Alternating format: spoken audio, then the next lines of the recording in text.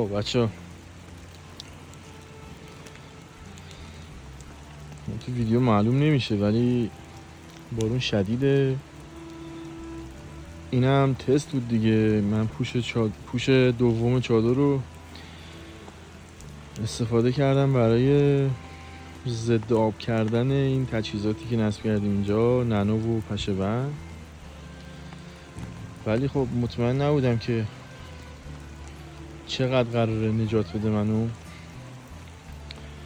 در اصل ما باید یه تارپ حرفه‌ای استفاده کنیم ولی چون نداشتم گفتم که پوش دوم چادر رو بیارم استفاده کنم.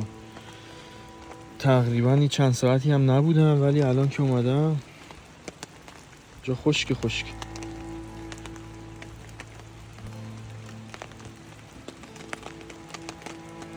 جواب خودشو پس اینو آویزون کرده بودم زیر این پوش دوم که ببینم چقدر جواب میده. یه سری اضافه تناب و اینا رو داخلش گذاشته بودم. خب جواب داد، هیچی خیس نشد.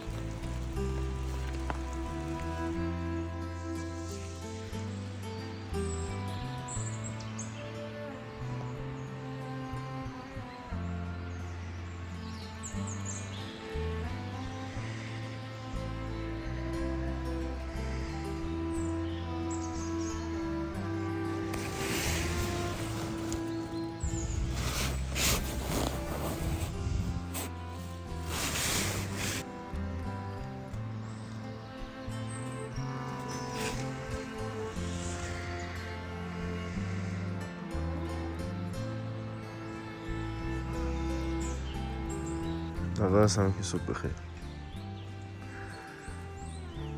اینجا ما از ویدیوی دیشب که گرفتم تا حدود 1 ساعت پیش یه بند بارون میبارید. الان هم که مشخص از هوا که این شکلی حالت مه داره. اینجا تو شمال همه دیدین تقریبا یه جوری بارون میاد. من خودم بهش میگم بارون پودری، انگار داره اسپری میشه. الان هم اونجوریه ولی خب غیر قابل باور بود با وجود این همه بارون. دیشب کاملا اوکی راحت،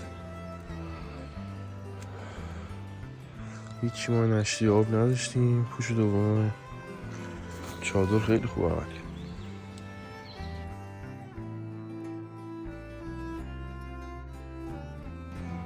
خب وسایل من جمع شد، اینا مونده که اینا رو هم باید ببرم. اینجا قشنگ تمیز مرتب همون شکلی که بود.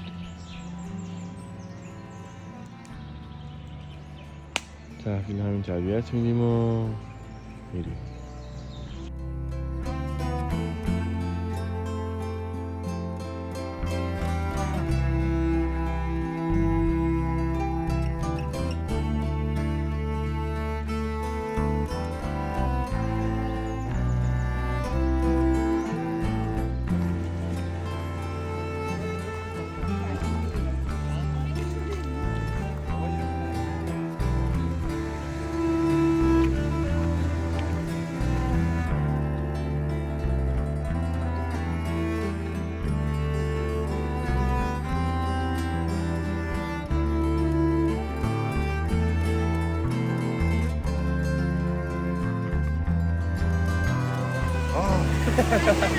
خیلی مخلصم.